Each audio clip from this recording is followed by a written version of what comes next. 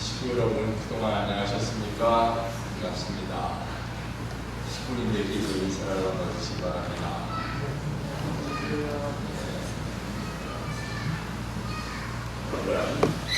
미리 말씀드렸던 대로 신통일 단기관사과 12월 5일 희망전진대회 승리를 위한 하늘부모님 성회 평남부구 2021 40일 동계 특별전도활동 승리를 위한 출정식을 하겠습니다. 먼저 성경을 한 문제 읽겠습니다. 11 제자가 갈릴리에 가서 예수의 명하시던 산에 이르러 예수를 배우고 공개하나 오히려 의심하는 자도 있더라. 이 얘기는 어디에서 시작되는가 하는 말입니다. 예수님이 십자가상에서 돌아가신 지 3일 만에 부활하셨어요. 그때 부활하신 예수님이 제자들을 다시 불러 모으셨다는 말입니다. 이 제자들을 불러 모셔서 그 부름을 받은 11 제자가 갈릴리에 가서 예수님께서 오라고 하신 그 산에 이르러서 예수님을 배우고 경배를 하는데 그 중에는 의심하는 자도 있었더라 이 말이. 왜 의심을 하느냐? 글쎄, 예수님이 부활하셨다는데 정말 부활하신 게 맞나? 요즘에 와서 2000년이 지난 지금도 예수님이 정말 부활하셨는지 어쨌는지 그 의심하는 사람이 있는데 그때는 더 알겠죠, 그죠? 예수께서 나와 일러 가라사대. 근데 이제 예수님이 부활하신 예수님이라 육신을 가지고 오셨던 때와는 달리 홀령이 나타나셨단 말입니다. 예수님이 부활하신 게 맞나 생각하는데 갑자기 나타나신 거예요, 영적으로. 나와 일러 가라사대. 하늘과 땅의 모든 권세를 내게 주셨으니 앞으로 하늘과 땅의 모든 권세를 하나님께서 나한테 주셨다. 그러므로 너희는 가서 모든 족속으로 제자를 삼아 아버지와 아들과 성령의 이름으로 세례를 주라. 이 일이 있은 후에도 이 제자라는 말은 참 논란의 대상이 된 말이에요. 왜냐하면 이렇게 명령을 하셨음에도 불구하고 나중에 수제자인 베드로가 전부 모아놓고 하는 얘기가 우리는 서로 형제지 누가 누구의 제자가 아니다 라고 얘기를 했거든요. 근데 이 마태복음에 보면 예수님께서는 뭘 하셨느냐? 너희는 가서 어디로 가느냐? 세상으로 가라. 가서 모든 족속으로 제자를 삼아라. 우리로 말하면 어떤 용어입니까 이게? 신종종 메시아가 되라는 얘기예요. 가서 모든 족속으로 제자를 삼아 아버지와 아들과 성령의 이름으로 세례를 주고. 이 얘기는 뭐예요? 가서 성주식을 하고 축복식을 하라는 얘기예요.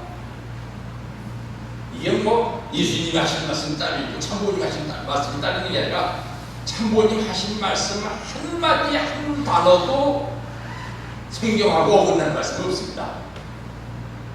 왜? 옛날에 하나님께서 사탄 굴복의 본보기 오정을 보여주셨고 그 본보기 오정대로 예수님께서 걸어가셨고 예수님께서 사탄을 굴복시킨 그 본보기 오정대로 참부님께서 걸어가셨고 참부님께서는 그 단계 위에 한 걸음 더 올라서셔서 성은식을 하시고 축복 중심 가정들에게 축복을 베푸시고 그 축복 중심 가정들에게 신종종 메시아가 되라고 명하셨기 때문입니다. 내가 너희에게 분부한 모든 것을 가르쳐 지키게 하라. 세상 사람들한테 가서 그 사람들이 믿든 안 믿든 간에 따르든 안 따르든 간에 이렇게 살아야 된다고 가르쳐라 이거예요. 볼지어다 내가 세상 끝날까지 너희와 항상 함께 있으리라 하신다. 가서 너희들이 가서 말씀을 전할 때에 절대로 혼자라고 생각하지 마라. 너희가 어디를 가든지 무엇을 하든지 어떤 말씀을 전하든지 간에 내가 너희와 항상 함께 할 것이다 라는 말씀을 예수님이 하셨습니다. 지금도 이런 말씀을 하면은 누가 잘 믿지는 않을 텐데 그 당시에 2000년 전에는 더 그랬겠죠, 그죠? 이 말씀을 믿고 세상에 나가서 말씀을 전파했었던 예수님의 제자들도 다 순교했습니다. 한 사람만 빼놓고 누구? 사도 요한만 빼놓고 전부 순교의 길을 걸어갔어요. 그러면 내가 너희와 세상 끝날까지 항상 함께 있으리라고 하셨던 말씀의 의미는 뭔가? 너희들이 절대로 죽거나 다치지 않게 할 것이다 라는 말씀은 아니었다 이거예요. 언젠가는 뜻이 이루어질 것이고 그 뜻을 이루는데 너희들의 미래가 하늘 부모님 앞에 천지 참부모님 앞에 복받을 수 있는 미래가 되게 할 것이다 라는 말씀을 예언하신 거예요. 왜 오늘 이 성경 말씀을 읽음으로써 출정 예배의 말씀을 시작하는가 하면 아까 우리가 찬송을 했듯이 가서 세상을 전파하면서 제자를 삼아라 찬송에도 나왔었죠, 그죠? 이 찬송은 우리 지부장님께서 반드시 이 찬송을 출정 예배 때 부르십시오 지정해서 내려보낸 찬송이에요. 그래서 오늘 모든 족속으로 제자를 삼아야 할 사명이 우리에게 있다 하는 것을 말씀을 시작하면서 참모님 말씀을 훈독하겠습니다. 전도란 사탄 세계를 버리고 웃으면서 하늘길을 따라오게 하는 것입니다. 가서 우리가 말씀을 전하는데 세상 사람들이 우리 말씀을 듣고 비참해가지고선 참 막 뭐랄까요, 자기가 패배했다고 생각하는 것이 아니라 세상 사탄 세계를 버린다는 게 나는 사탄 세계로부터 승리했다라는 자부심을 가지고 세상을 버려야만 어떻게 됩니까? 웃으면서 하늘길을 따라올 수가 있죠, 그죠? 하늘나라로 인도하는 것입니다. 여러분을 보게 되면 전도한다고 그저 그 사람이 좋아하든 안 하든 강제로 오소오소라고 하는데 그래서는 안 됩니다. 사람은 영물이기 때문에 여러분이 어떤 한 사람을 두고 기도해보고 한번 시험해보라는 것입니다. 어떤 한 사람을 지극히 사랑하고 그를 뜻 앞에 세우기 위해서 아픈 심정을 가지고 눈물을 흘려보라는 것입니다. 그리고 연구해봐야 됩니다. 진정 그의 부모가 사랑하는 자리 이상의 자리에다가 어떻게 나가느냐 하는 것이 문제입니다. 이것이 싸움입니다 라는 말씀을 71년도니까 참 2차 7년정 중반기에 이런 말씀을 하셨던 것입니다. 그럼 우리는 전도할 때 어떤 마음을 가지고 전도를 해야 되느냐? 그 사람을 두고서 그 사람을 하나님과 사탄이 서로 뺏어가려고 하는데 그 사람이 사탄 편을 버리고 하늘 편을 따라올 수 있도록 하기 위해서는 우리가 보통의 정성을 가지고 해서는 그 사람이 하늘 뜻을 따라오지 않는다 이거예요. 왜 그러냐? 사탄은 에베소서 2장 2절의 말씀에 의한 것 같으면 공중권세를 가지고 있다 했어요. 이 공중권세라는 것이 뭔가 하면은 공산주의론에 보면은 상부구조라고 하는 용어가 나오는데요. 세상의 권력을 형성하고 있는 여러 가지 요인들이 있습니다. 그 공중권세를 뺏지 않으면은 그 사람을 잘 할 수 없단 말이에요. 우리 공중권세라면 어떻게 해석할 수 있느냐? 그 사람을 지금까지 주관해 왔었던 영계를 뺏는 거예요. 영계. 그 사람을 주관했었던 영계. 되기 위해서는 그 사람을 위해서 많은 정성을 들인 다음에 그 사람에게 가서 말씀을 전해야 되고, 그 사람이 말씀을 전달받고 감동되어서 뜻길을 따라오기로 결심한 뒤에도 끊임없이 그 사람을 위해서 기도를 해줌으로써 그 사람이 영적으로 세상을 버리고 웃으면서 하늘길을 따라올 수 있도록 힘을 주는 것, 그것이 바로 전도란 말입니다.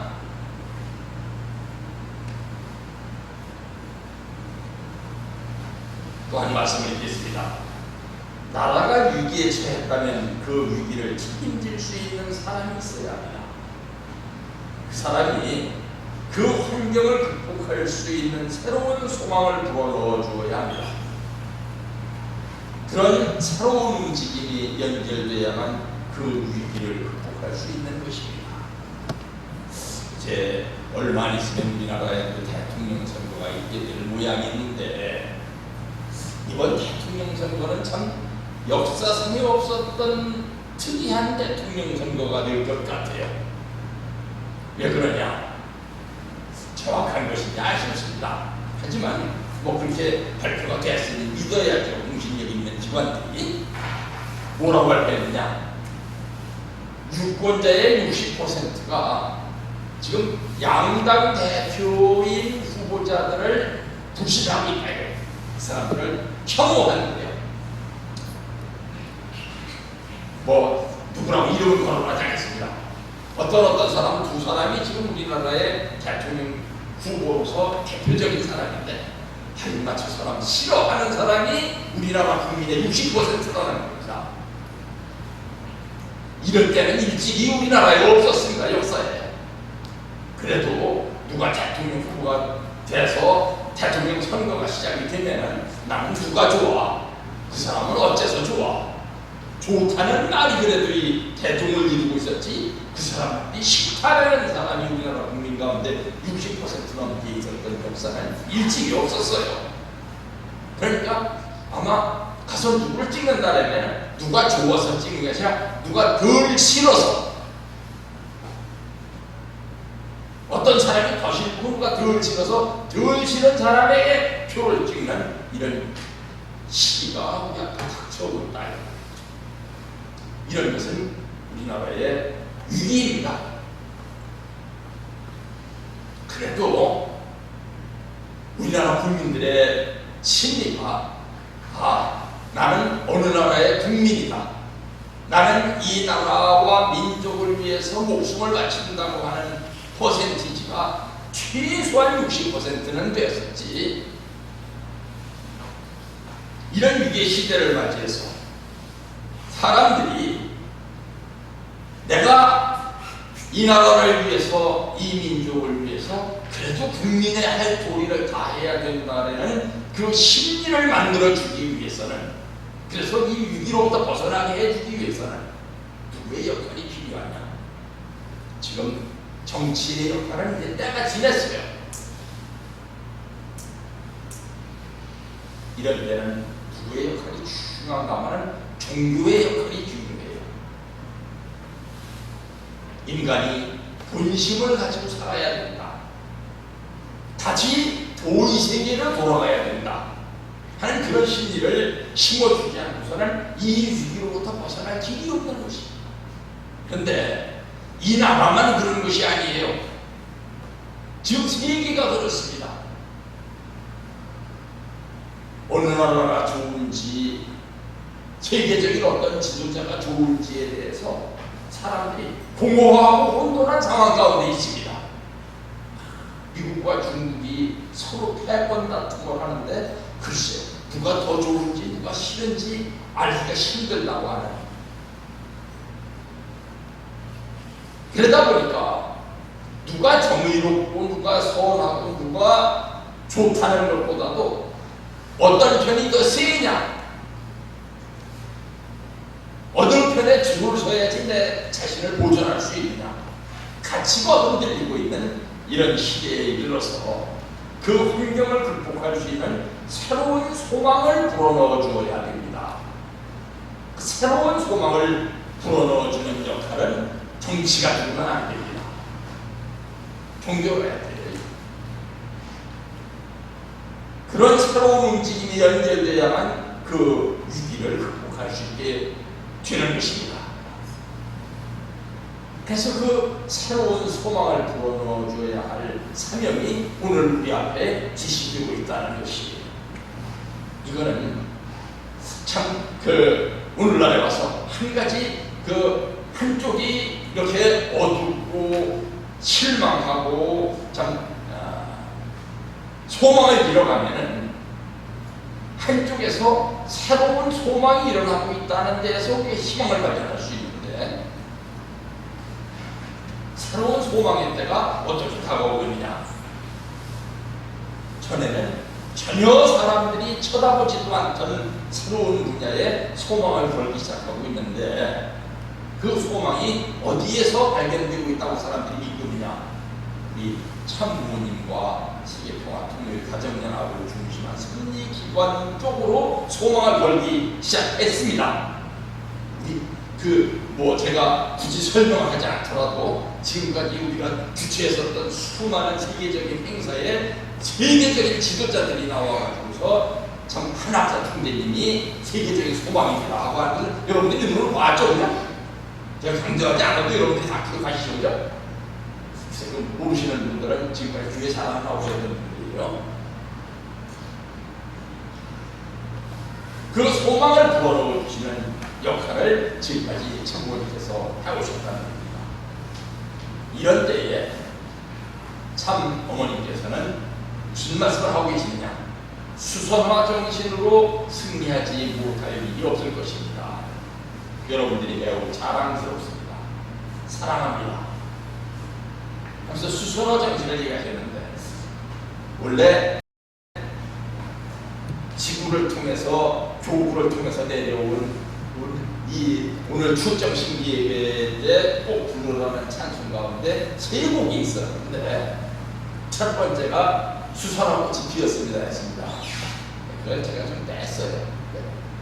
지금 겨울이 다가오고 있는데 수선화 꽃이 피었습니다라면 어떻게 돼요?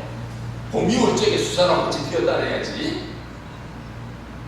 물론 우리 마음의 수선화 꽃은 사철 피어나야 되겠지만, 이 겨울이 오고 있는데 수선화 꽃이 피었다라는 것은 너무 좀 실이 안 맞는 것 같아서 뺐습니다.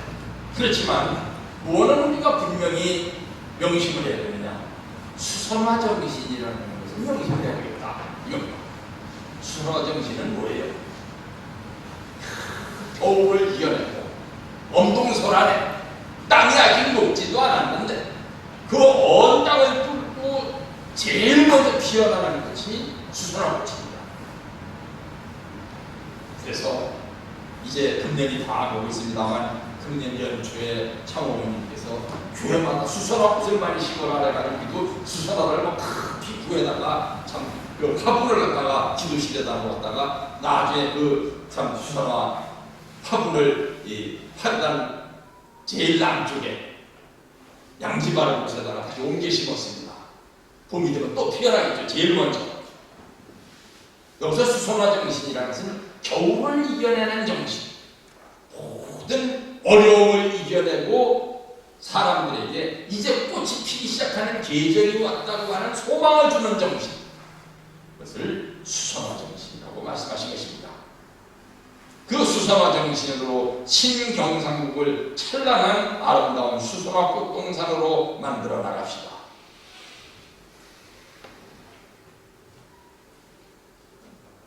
그래서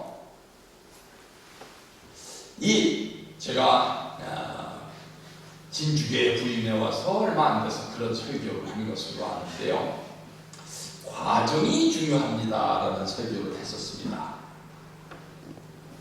왜 과정이 중요합니까? 과정이 중요하다는 얘기는 우리 교회식 가치관으로 보면은 조금 좀 성경스러울 수도 있습니다. 왜? 우리 교회식 가치관은 결과를 중요시 여기죠, 그죠? 중간에 어떻게 됐을망정 결과가 중요하다 하는 것이 우리 교회의 전통적인 가치관인데, 저는 좀 거기에 대해서 새로운 얘기를 좀 하고 싶은 것입니다. 과정이 중요합니다. 왜 과정이 중요합니까? 과정은 현실과 이상 사이에 존재하는 방법을 가리킵니다.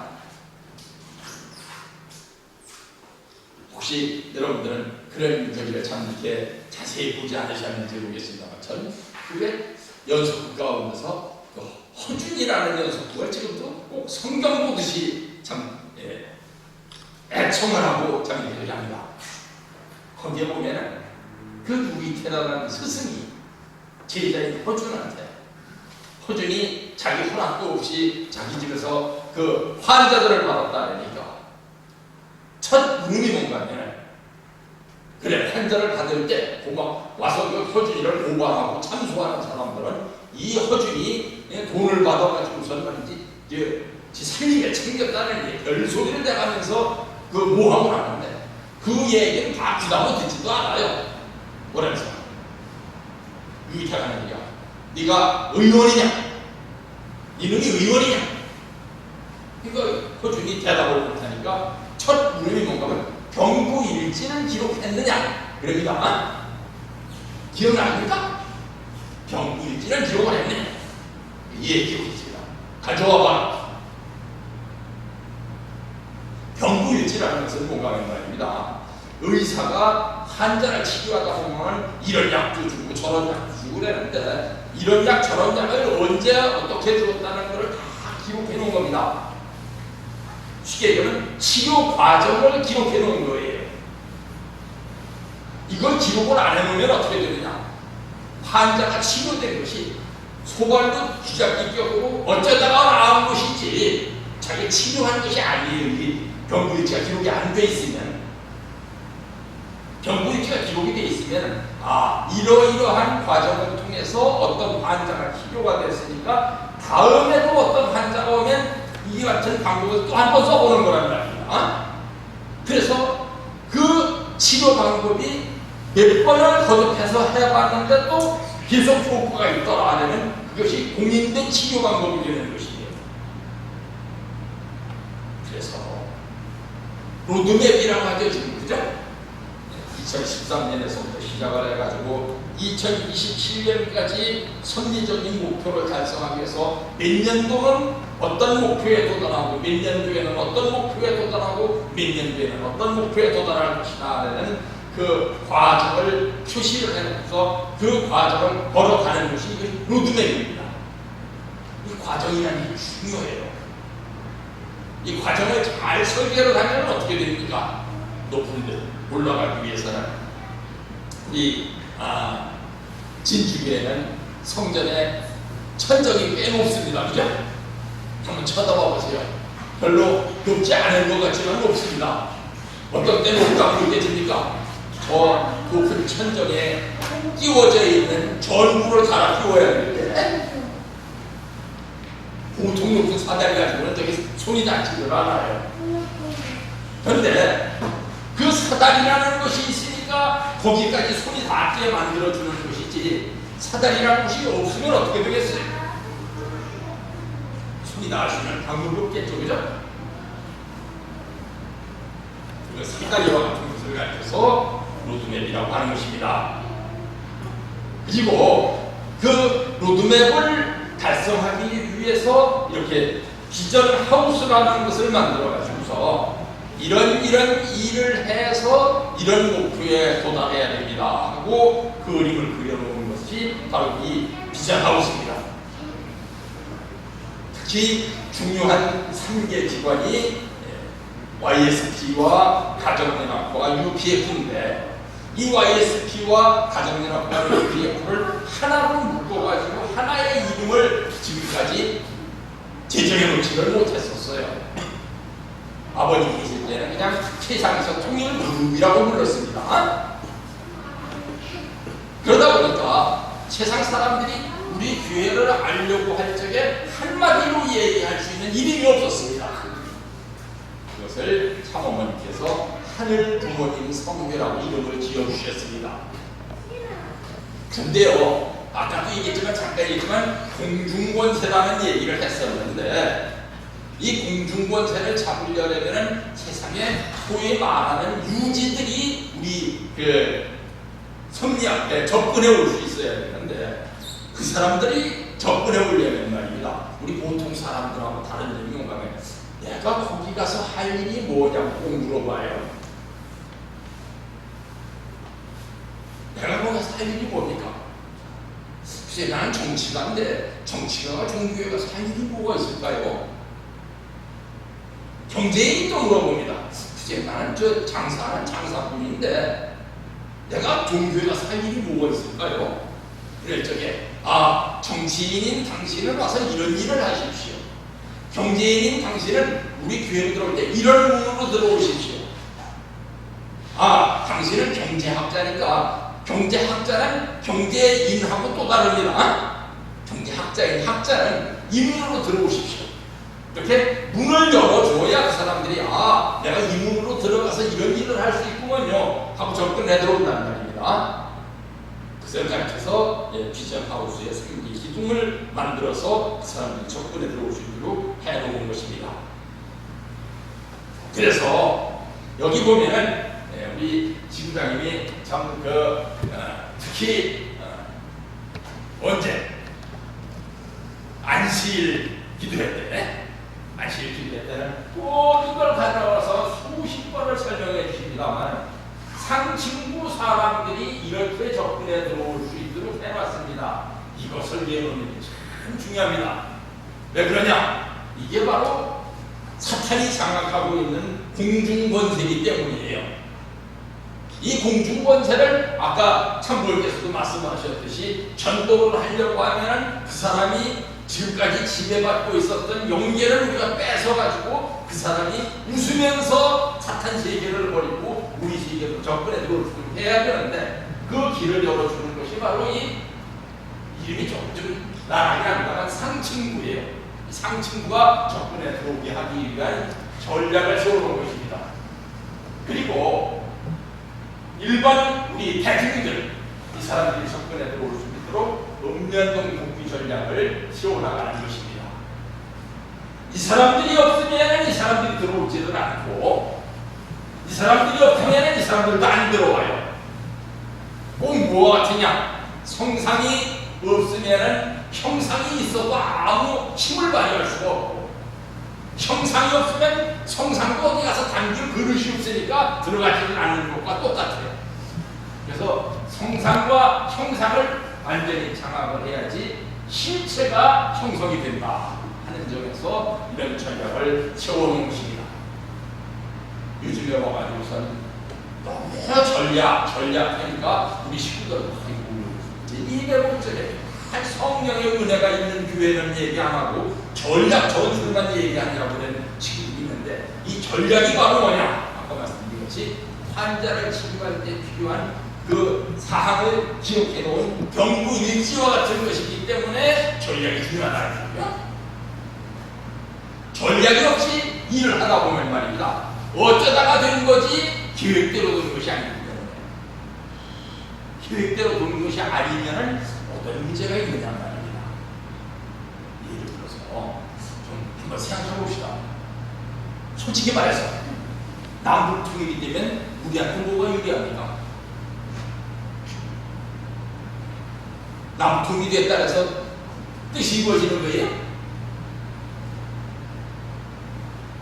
대통령 후보가 우리가 원하는 사람이 대통령 후보가 되면 우리 뜻이 다 이루어진 겁니까? 우리 한국 속담에 일본에도 그런 속담이 있는 거 보겠어요? 한국 속담에 닭 쫓던 개 지금 쳐다본다는 말이 있습니다. 일본에도 그런 속담이 있습니까? 개가 닭을 잡아먹으려고 막 쫓아가는데 닭이 걸음을 걸어서 도망갈 적에는 개한테 희망이 있었어요. 왜? 닭 걸어서 도망치는 것보다는 개가 쫓아가는 게 빠르거든요. 그런데 걸음 걸어서 도망가던 닭이 날개를 펴더니 두두두두 날아가지 집으로 올라가 버렸어요. 그러니까 개가 개 걸음을 가지고 집으로 올라갈 수가 없거든요. 그러니까 집으로 쳐다보고 아이고 이제 못 쫓아가겠구나. 지금까지 우리 선비 중에 그런 선비가 꽤 있었습니다. 열심히 뭐를 해야 하는데 세상 사람들이 다 차지하고 난 다음에 우리하고 언제로 하고 인연이 있었던 거 하고선 다 끊어버리고 외면을 하게 되면 우리가 다투던 게 지금 초보다 보는 그런 격밖에 들 수가 없었어요. 이제 그런 일이 없도록 하겠다는 것입니다. 그렇게 하려면 뭐가 중요하냐? 과정이 중요하다 이거예요. 우리가 섭리를 이루어가는 과정에서 그 사람들이 다시는 우리를 배반할 수 없도록 튼튼한 끈을 묶어놓는 것이 중요하다 이거예요.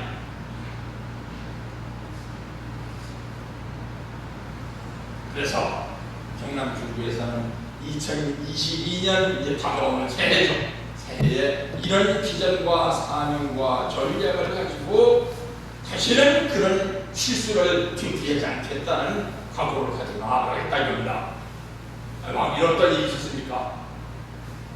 우리나라에 참 위기가 왔을 때 참부모님께서 어마어마한 참 인적 물적 자원을 동원하셔가지고서 섭리를 참 루드맵을 그려놓으시고 세상에서도 그 뜻을 따르겠습니다 하고서 약속을 했었는데 사람들이 권세를 잡고 나더니 말입니다. 우리 저 경기도 장로원에 있는 연수원을 뺏어가지고 군부대로 만들어버리고 내가 너하고 언제 무슨 인연이 있었느냐고 싹다 쪄버리고 표현한다면 굉장한 심각한 피해를 받았습니다. 그런 일은 없도록 하겠다. 그래서 이제 뭐가 출발되는가 하면 동계 3차 40일 특별전도기간이 출발이 되는데 40일 전도 시간 동안에 우리가 뭘 해야 되겠느냐? 그게 참 중요해요. 뭐가 중요한가 하면 제가 한번 말씀드린 적이 있었죠. 6,000가정 축복이 있기 전인데 제가 통일교인이라는 거 참 제가 다니던 회사에서 다 알고 있었습니다. 회사에 다니다가 때 나중에 6,000가정 축복받고 나서 바로 헌신을 했는데 그래 절 뭐라고 하는 참 솔직히 말해서 통일교인이라니까 인간 취급을 못 받았어요. 그랬는데 6,000가정 축복받고 나니까 말입니다. 원제이 아버님께서 늘 말씀을 하시는데 전 시간 말씀드렸던가요? 우리 학사고구정 중에 한 분이 아버님한테 회의 중에 그런 말씀을 드렸어요. 아버님, 지금 학사장들도 그렇고 행토학교 간사들도 그렇고 노처녀 노총각이 많은데 아버님 축복 좀 시켜주십시오. 그랬더니 아버님 굉장히 무서운 얼굴 하시더니 왜 그런 무서운 얼굴 하시겠어요? 그래도 그 자리에 모여서 지금 회의하는 사람들은 아버님께서 꼭꼭 뽑으신 제자들입니다. 교구장급들이니까.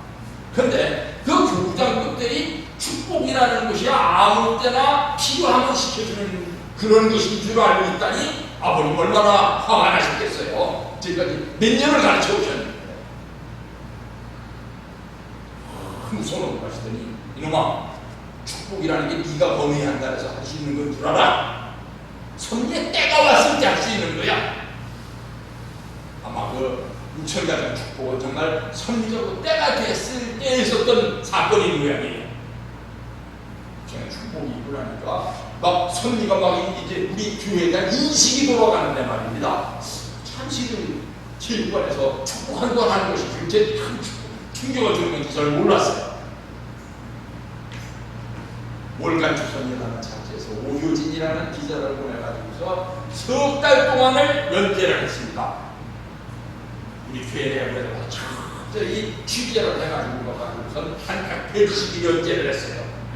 그러니까 인심이 막 돌아가는데 말입니다. 어느 날 전산센터장하고 있는 교수가 근데 상당히 학교 안에서도 실권자였었는데 그 사람이 말입니다. 제가 그때 기획실에 근무를 하고 있었는데 기획실에 오더니 그 사람 한도 저를 보고서 뭐 이렇게 저는 교수고 나한테는 내가 학교 직원이라고 학교에 가면은 말입니다. 교수들이 학교 교직원 아이들을 참 발밑에 때만큼도 안 취급하는 그런 건방진 교수들이 많아요. 사람이 과거에는 나한테 뭐 이래라 저래라고 꼭 하인대학을 하길래 제가 그냥 그 사람 무시해버렸습니다. 인격적으로. 저도 어지간히 자존심이 센 사람인데 그래서 저하고 거의 말을 안 하는 사이였었는데 제 책상에 일부러 오더니 이 선생 쳐다보지도 않았어요. 이 등을 치고 이 선생님이 이랬는데 난 이가 그러지 않습니다. 또 이 선생님이 또 쳐다보지도 않았습니다. 그랬더니 우리 조카도 이 드레스에 다닌다고? 지 조카 이 드레스에 다니는 거하고 나하고 무슨 상관입니까? 그런데 내가 또 등을 쳤고 안 하니까 또 등을 두드리고 다니니까 우리 조카도 이 드레스에 다닌다고?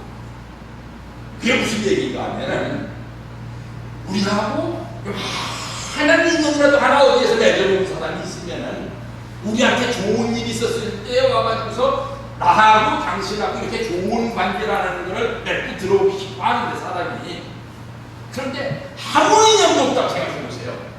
아무 인연도 없다고 생각해보세요. 그러면 그 사람은 우리를 반대하는 반대파가 됩니다.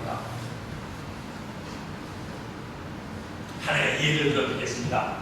옛날에 제가 초등학교 다닐 때 도덕책에 나왔었던 에피소드인데요. 이 기독교의 천주교에 내려오는 하나의 전설입니다.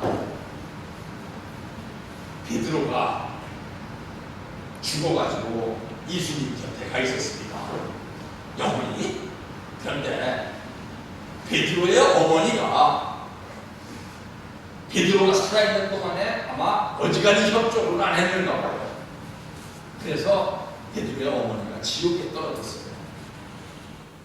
그런데 베드로의 어머니를 그냥 구해내려면 그냥 구해낼 수 있는 방법이 없어가지고 어떤 아주 악독한 여자를 하나 구해주면서 그런 사람도 구해줬으니까 베드로의 어머니도 구원해 줄 수 있다는 그런 조건을 세워가지고 하나님이 구원을 해주시려고 하는데 어떤 악독한 여자를 하나 발견을 했어요.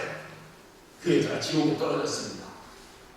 그런데 그 여자를 구원을 해야 베드로의 어머니도 구원을 해줄 수 있는데 천사한테 물어봤어요. 하나님께서 저 여자를 구원해 줄 수 있는 방법이 없느냐. 그랬더니 천사가 책을 자꾸 찾아보더니 하나님이가 저 여자가 농사를 짓고 있었는데 지나가는 거지가 하나 있었는데 그 여자한테 그 여자가 평생 남에게 줘본 적이 있는 경력이라는 건 뽑았던 팥뿌리 하나를 그 거지한테 줬다는 거예요. 팔을 한 뿌리 뽑아가지고서 팔을 따듬고 있다가 거지가 지나가니까 그 팥뿌리 한 뿌리 준 적이 있대요. 그럼 그 팥뿌리 한 뿌리를 가지고서 그 악질 여자를 구해줘라. 그래서 천사가 가서 그 지옥 불련구 속에서 고생을 하고 있는 그 여자한테 그 팔을 내밀었어요. 그랬더니 이 악질 여자가 그 팔을 붙들고서 구원이 되려고 나왔습니다. 천사는 그 팥뿌리를 조심스럽게 잡아당겼어요. 이 중간에 끊어지면 그 여자가 다시 불련구에 빠지는 거니까. 그래서 조심스럽게 잡아당기는데 이 여자 뒤에 그 여자로 말미암아서 구원받고자 하는 사람이 수없이 이 여자의 팔다리를 붙들고 늘어졌어요. 천사는 조심스럽게 잡아당겼습니다. 그런데 이 여자가 중간에 팔을 내면서 뒤를 돌아보고 얘기했습니다. 이 팥뿌리가 끊어지면 어떡하려고 그래? 나를 붙잡고 늘어지느냐고? 이 파는 내 파진 이 파가 아니라고 하면서 자기가 붙잡고 있던 사람들을 다 뿌리쳤습니다. 그러다 보니까 사람은 떨어져 나갔으니까 수학적으로 따지면은 힘이 그만큼 빠졌으니까 팥뿌리가 더 튼튼해져야 되는데 사람들을 자꾸 이 여자가 떨쳐내는 순간에 팥뿌리가 약해지더니 뚝 부러져서 이 여자도 불련목적으로 다시 빠지고 말았습니다. 그런데 이 베드로가 예수님을 붙잡고서 풍사장을 하는 거예요. 선생님, 제 어머니만은 좀 보여주십시오. 그래서 하나님이 또 천사에게 얘기하셨습니다. 가서 그 베드로의 어머니를 불련구 속에서 건져와라. 그랬더니 천사가 가지고선 날개를 펴고 날로 들어가가지고 불련구 속에 있는 베드로의 어머니를 끄집어냈는데 그 베드로의 어머니의 팔다리를 붙들고 무너지는 그 지옥에 있었던 영혼들이 수없이 매달리는 거예요. 그랬더니 베드로의 어머니가 너 때문에 나도 구원 못 받는다고 하나둘씩 떨쳐냈습니다. 천사는 그 베드로의 어머니를 앞서 하늘로 나가 올라갔어요. 그런데 높이 올라가면 높이 올라갈수록 자꾸 이 베드로의 어머니가 매달려 있는 사람들을 부딪히는 거예요. 마지막 자기에게 붙들려 있었던 한 사람까지도 뿌리치니까 천사도 그 베드로의 어머니를 뿌리치고 올라가 버렸습니다.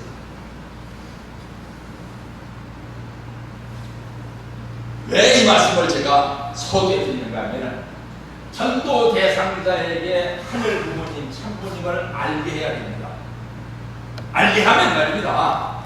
이 사람들이 지금은 호수를 치고 돌아섰던 사람들이 할지라도 그때 당신이 와가지고 나한테 말씀 전했었지 않느냐고 하는 이 인연 하나를 붙들고 언젠가는 우리 쪽에 와가지고서 구원받으려 한단 말입니다. 마치 팥뿌리 하나에 매달리듯.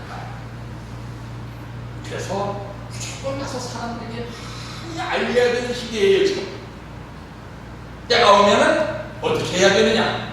참 아버님은 생전에 이런 말씀까지 하셨습니다. 언젠가는 비행기에다가 성주를 싣고 사람들 공설공장 같은데 몇만 명 모이라고 와서 거기서 성주를 뿌려야 되는 시대가 올 것이다. 이게 우스운 얘기가 아닙니다. 아까 글쎄 저한테 와가지고선 그 저를 보면은 인간 취급도 안 하고 있었던 그 교수가 와가지고 얼마나 콧대먹고 저기 사람들이 말입니다. 솔직히 해서 생기게 잘생겼어요. 저도 큰 키잖아요. 저보다 조금 더 컸어요. 그 사람은 생각도 좋고 생기기도 잘생겼고 그런 사람인데 지가 와가지고 얘기하더라니까요. 우리 조카들이 프렌드스에 다닌다고.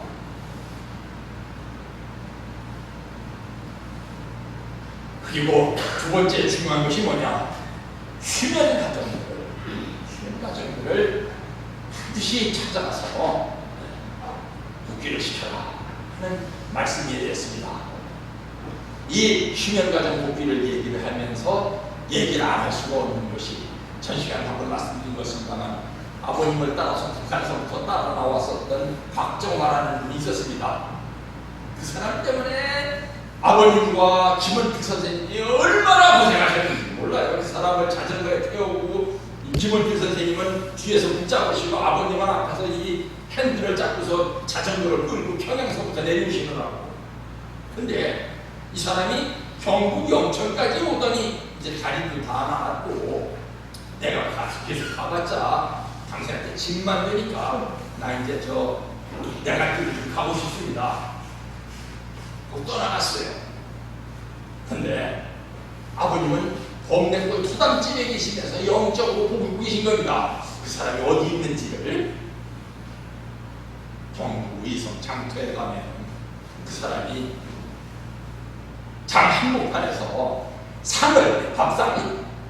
밥상을 수리해가지고 칠하는 일을 내가 먹고 산다 그러더라.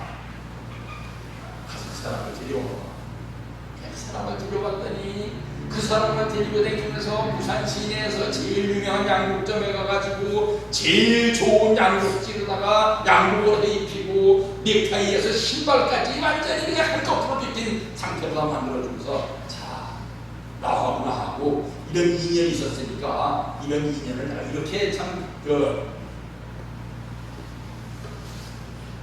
크게 또 이렇게 가치를 부여하려고 한다 했더니 예, 고맙습니다. 이게 한 거예요. 그런데도 또 불러오시고 해가지고 나중에 우리 협회를 창립할 때 협회 관리 명단에 이 사람을 넣어주셨습니다. 아버님이 한 번 인연을 맺은 사람에 대해서는 절대 그 사람에 대해서 놓치지 않는 분이 아버님입니다. 1960년대 61년에서 67년까지는 제1차 7년 노정이라 하는데 제1차 7년 노정 기간 동안에 아버님 뒤를 따라왔었던 사람에 대해서는 반드시 책임을 져주신다고 했습니다. 그 약속을 지키기 위해서 계속 아버님 계실 때도 휴면 가정을 찾아갑니다. 그 사람들은 내가 61년에서 67년까지 그 1차 7년 노정 기간 동안에 나와 함께 있었던 사람입니다. 하늘 맺은 인연을 끊지 않으시는 분이 참부님이십니다. 하늘 부모님의 심정이 그랬기 때문에 이 사람들을 어떻게 찾아 세우느냐? 평화축제, 평화예배, 평화수련, 평화포럼으로 12월 5일 희망전진대회에 참석을 하게 되면 이 사람들의 모든 과거를 다 묻지 않고 또 품어주시겠다 이거고요. 이런 데는 뭐가 필요하냐? 모자 협조가 필요하다 했습니다. 미혼 1, 2세 축복 대상자를 각각 77명 복귀하여 2022년 축복을 승리해야 된다. 교회 실세화를 위한 실체전도에 최대 역점을 준다. 100만 9세 희망전진대회에 참석을 시킨다. 이 희망전진대회는 지금 2022년 2월 13일로 예정을 하고 있습니다. 전 식구가 천국에 입적할 수 있도록 협조하고 돕는다. 전 시간에 말씀을 드렸지만 이 천보과정이라고 하는 시스템은 누구는 점수에 합당하니까 합격을 시키고 누구는 떨어뜨리고 하기 위한 시스템이 아닙니다. 모든 식구를 다 구원해 주시기 위한 사랑에서 나오신 그런 승리적인 제도인 것입니다. 시간이 없으니까 빨리빨리 넘어가겠습니다. 그래서 이 동계 3차 40일 특별전도 활동 승리를 위해서 우리 식구들이 많이 정성을 들여야 되겠습니다. 친구들, 저 지금 특별 기도식을 해설해 놨다 하는데도 아무도 오는 분들이 없어요.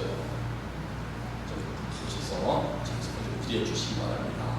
그래서 우리 일본 선교사들한테는 어떤 지금 시스템을 만들어놨냐면 이 두 명이 일조가 돼가지고서 한 조씩이라도 매일 한 조씩 와서 좀 일일에다가 이 기도실에 불이 꺼지지 않도록 하자. 그래가지고서 그대로 지금 시행하고 있습니다. 그러면은 이제 여러분 가운데 그런 생각하시는 분이 있을지 모르겠어요. 아, 그거는 이제 일본 선교사들이 하는 일이구만. 그러지 마시고 우리 장로님, 권사님들도 전부 참 특히 2세들도 와가지고서 이 시간만 있으면 교회에 와가지고 지금 모이기가 힘들잖아요, 그죠? 전체가 모이는 거는 아직도 여러 가지 제한이 있고 또 이렇게 아직도 전체가 모이려면 좀 마음에 꺼리는 분도 있고 그래요, 그죠? 그래서 일요일 날은 개방만 안 하고 평일 날에만 기도실을 개방하고 있으니까 와서 경배 정성을 드리실 수 있도록 이 바닥이 딱딱한 바닥에 하면은 이 무릎이 다 참 다치기 때문에 매트를 부드러운 매트를 깔아가지고서 경배 정성을 드리는 대로 지장을 해놨습니다. 그래서 정성을 많이 드리면 그 정성이 토대가 되어가지고 와서 정성을 드린 다음에 전도 활동을 하고 정성을 드린 다음에 사업을 하시고 정성을 드린 다음에 무슨 일을 하시면은 그건 잘 돼요. 그건 틀림없습니다. 시간이 없지만 제가 한 가지를 좀 얘기하고 넘어가겠습니다. 아까 제가 참 축복받기 전에 직장생활 하던 얘기를 했습니다만 제 자랑이었습니다만 직장생활 하면서도 말입니다. 참 그 박봉에 그 월급 받아가지고서도 11조를 낼 때 동전 하나까지 11조를 했습니다. 제 자랑입니다만 하여튼 자랑이죠. 동전 하나까지 따져가지고 정확하게 11조를 했어요. 그랬더니 나중에 어떤 일이 일어났는가 하는 말입니다. 축복받자마자 전부 유치원 가정들은 직장에 사표를 내고 나오라는 명령이 떨어졌어요. 자, 그때 기가 막히게 뛰다져도 그래. 이제 모친이 참 70이 다 되셨는데 그 어머니를 혼자 집에 내리고서 이 참 어머니 전 이제 공적인 길로 가랍니다 하고 나올라니까 말입니다. 정말 발이 안 떨어지더라고요. 그런데 그 사표를 내고서 나왔더니 잘 찾아오지도 않던 고종사촌형이 그 기성교인이기 때문에 저를 보면 통일교인이라고 또 우리 좀 사갈지했거든요. 잘 찾아오지도 않던 고종사촌형이 오더니 하는 얘기가 저 동생 저기 말이야 청주동교회랑 지금 교원대학교라는 대학교가 있습니다. 좋은 대학교예요. 그 교원대학교라는 게 새로 생기는 모양인데 돼지가 36만 ton이나 되는데, 근데 중요한 거는 그 옆에 땅이 지금 싸게 많이 판매가 된다는데, 동생도 어디 그 땅을 좀 사놓지 왜? 그러는데 그런 일이 있으면 말이야, 이 정성을 많이 들이면요, 정성을 많이 들이면 그런 일이 이렇게 뒷전에 흘러가지는 않습니다. 그래가지고서 참 그 땅 살 돈이 제가 어디 있겠어요? 퇴직금 받은 거 뭐 우리 식구들이 와가지고 어디 돈 있다는 얘기 들으면서 막 몰려들었어요. 와가지고서 막 아이고 집사님 뭐 어쩌고 해가면서 저한테 돈 좀 꿔달라 해가지고서 100만 원은 그냥 어디 보내려고 하는데 다 날라가고 못 받은 돈이 지금도 있습니다.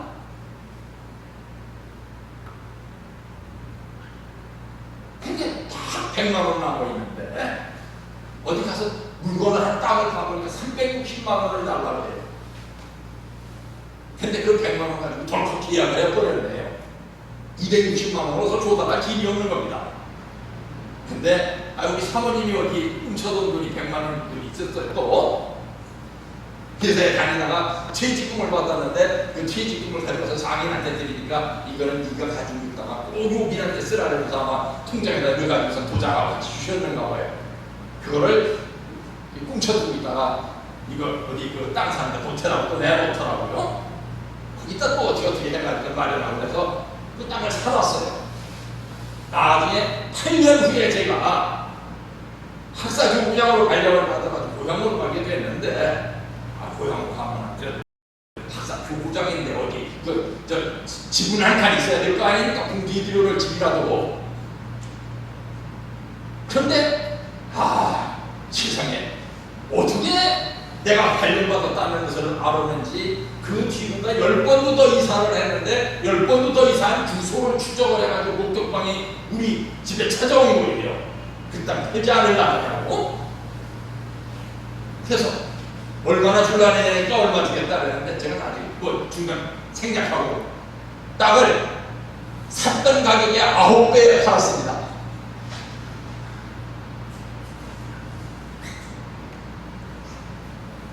하늘은 이렇게 우리가 드린 정성에 대해서 우리가 하늘 앞에 이만큼 희생한 것에 대해서 반드시 보답을 해주시더라. 보답을 해주시. 그 보답이 없는 경우도 있어요. 이건 아직 때가 되지 않았기 때문에 8년을 기다렸어요. 그 8년 안에 어머니한테 별소리를 다 들었습니다. 그거 팔아가지고 쌀이라도 좀 사놓자고. 근데 그 안에는 팔라고 해도 안 팔리더라고요.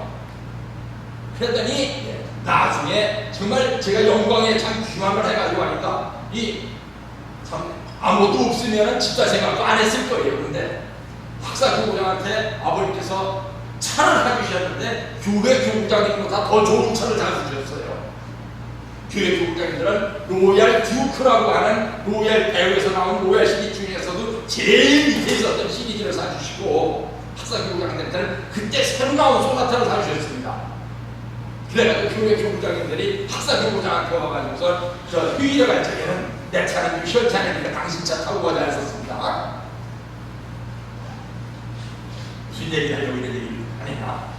뭘 하든지 정성을 들이고 해야지 그 일이 성사가 되고, 성사가 된 다음에 하늘편으로 돌아오게 되지, 정성을 안 들이고 된 일은 됐다가도 또 안 되더라 이거예요.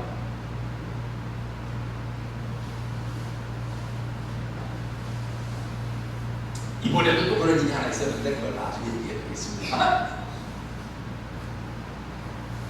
그래서 반드시 정성을 들인 터 위에서 모든 섭리가 추진이 되는 것이고, 그 추진된 섭리를 우리도 정성을 들여야 따라갈 수 있는 것이다 라는 말씀을 드립니다.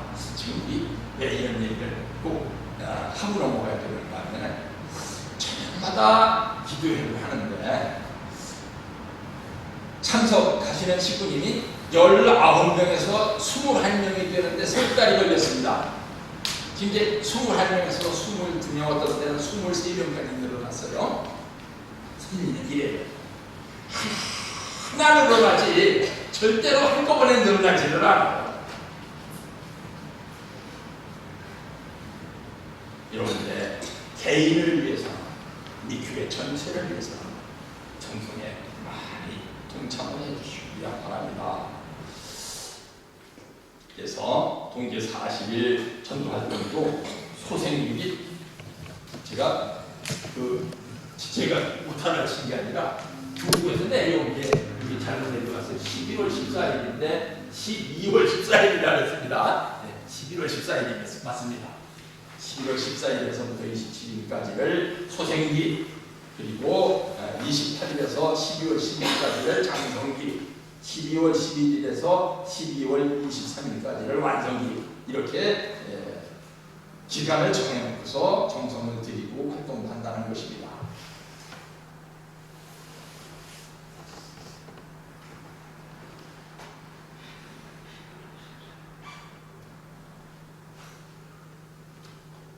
이렇게 연결되신 분들은 지금까지 우리 교회도 훈독과정교육 활동을 좀 했었는데 이 코로나19가 완전히 지금 제고가 되어 있습니다.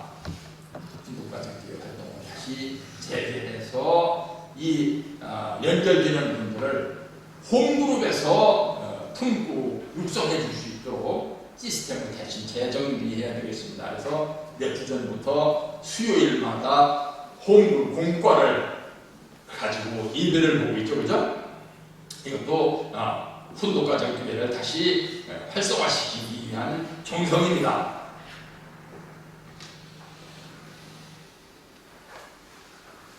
우리 회장님께서 늘 하시는 말씀입니다. 물 들어왔을 때 배를 띄워야 된다. 썰물이 돼가지고 물이 조만큼 빠져나갈 때쯤에는 배가 바닷가에 있지만 띄울 수가 없습니다. 그런데 언젠가는 썰물이 빠져나갈 때가 있다면 반드시 밀물이 들어올 때가 있다는 것입니다. 그 밀물이 들어왔을 때 배를 띄워야 된다 이거요. 아까 축복에 관한 아버님의 말씀을 전달해 드렸습니다만, 아버님이 언제 축복을 해주시느냐, 이 선미적 밀물이 들어왔을 때 그때 축복을 해주신다는 겁니다.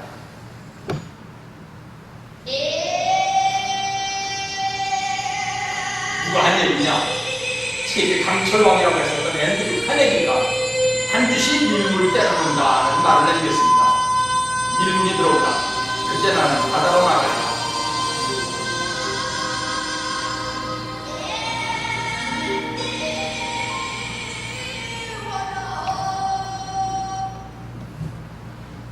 천신이 강물처럼 흐르게 해야 되고, 물 들어왔을 때 배를 띄워야 되겠습니다. 아무 때나 배를 띄우려면 고생만 하지 뜻이 이루어지지를 않아요. 오히려 실패하게 되고 섭리에 폐를 끼치게 될 수도 있습니다.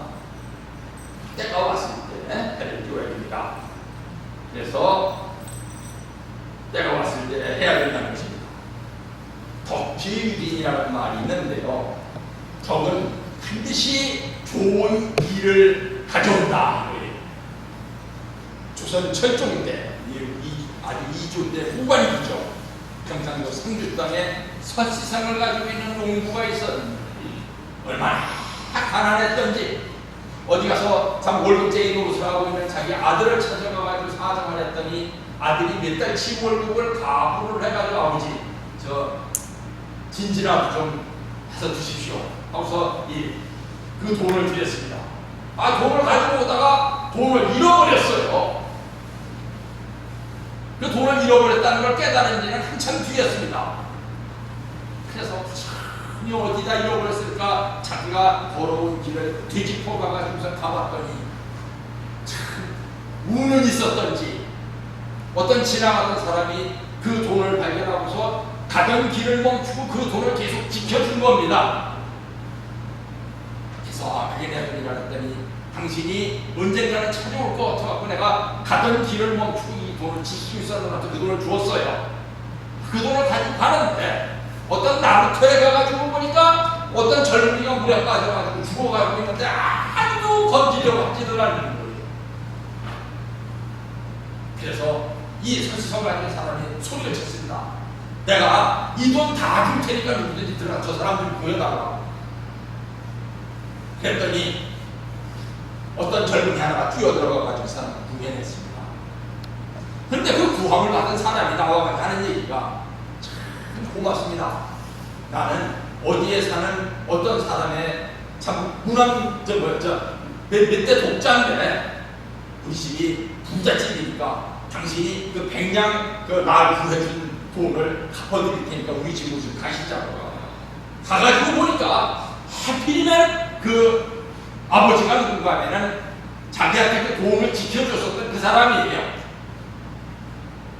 그래서 그 사람이 참 당신하고 나하고 인연도 보통 인연이 아니거든요. 당신은 보통을 이루은 사람이 아니라고. 그래서 엄청 많은 돈을 보태줘가지고서 그 서지성 같은 사람이 큰 부자가 됐다는 이야기를 했습니다. 좋은 덕을 쌓으면 그 덕을 절대 흘러가는 법이 없습니다. 그런데 우리가 세상에 살면서 절대 하지 말아야 될 것이 남하고 원수를 짓고 사는 거예요. 누구? 그러면은 세상 사람들이 보기에 아니면 나하고 한번 꼴짓을 쓴 사람들이 있었어도 그 사람이 그 사람은 좋은 사람이라고 해야지. 그 사람은 나쁜 사람이라고 하는 사람이 많으면 많을수록 내가 하는 일을 자꾸 나쁘게 돼 있단 말이야. 그래서 덕필유진이라고 하는 것입니다.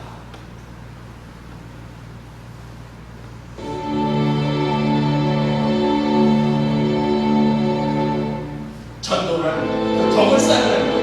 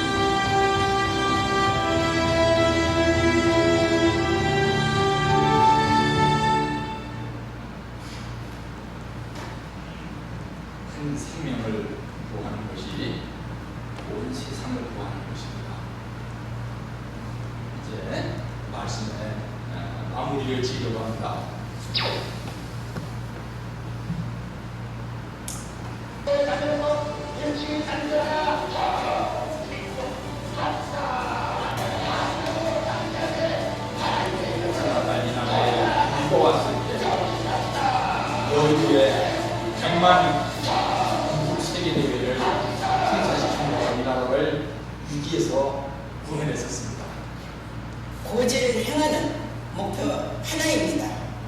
거기에 총진군할 결심을 하고 있습니까?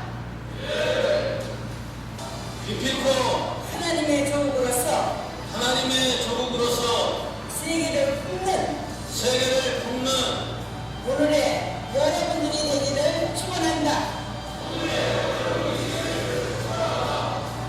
맹세한다. 맹세한다. 맹세한다. 맹세한다. 맹세한다. 맹세한다.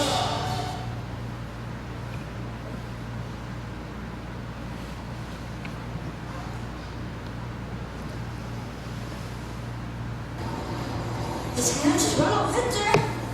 막스는 명심을 들으라. 여가 운동장 아니다. 놀러 가는 게 아니다. 놀러가 있으면 꽉 잡으라. 알았지?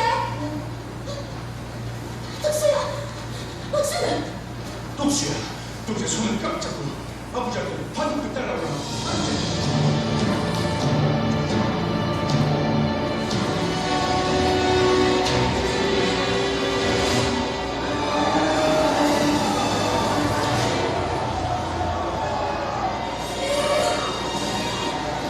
막스야, 정신 똑바로 차리라.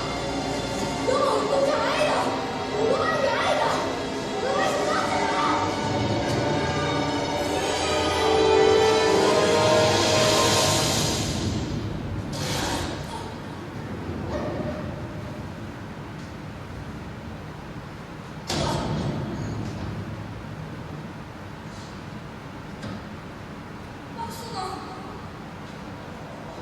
막스가, 막스가, 막스가, 막스가, 막스가, 막스가.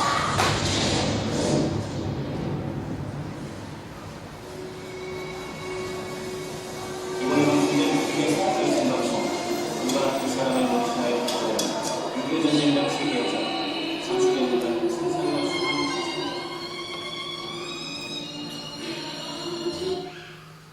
예, 이 마지막 영상은 우리가 이 전란의 때에 참모님의 손을 놓지 말아야겠다는 것을 강조하는 영상입니다. 이때 소홀히 해가지고 참모님의 손을 놓치고 나면 지금까지 살았었던 일들이 다 허술해질 수도 있어요.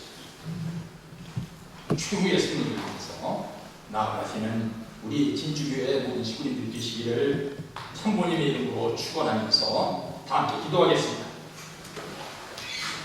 하늘 부모님, 천진 참부모님, 당신의 뜻을 따라오면서 아무것도 모르고 따라왔을지라도 또 지금까지 따라오면서 많은 마음의 상처를 받았을지라도 끝까지 실족지 아니하고 살아남는 식구들이 모두 되게 인도하셔서 최후의 승리에 동참하게 하여 주시고 그 은총을 마지막 날에 누릴 수 있는 식구들이 모두 될 수 있도록 인도하여 주옵시기를 간절히 빌고 나오면서 이 모든 말씀을 축복 중심 가정의 재성의 이름으로 보고하여 싸움나이다. 아멘.